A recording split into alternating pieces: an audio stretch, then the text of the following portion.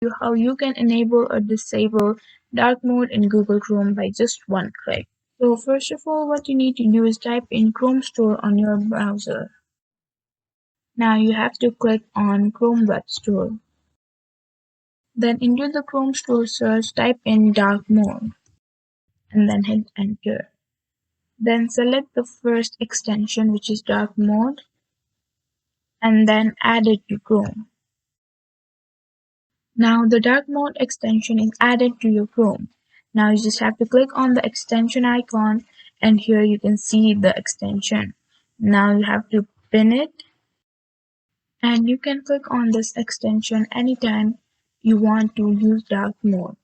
Now with the one click you can switch from dark mode to light mode.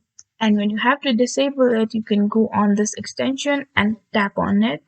Then it will disable the dark mode. And that is basically it. Thank you for watching this video. I hope this was helpful.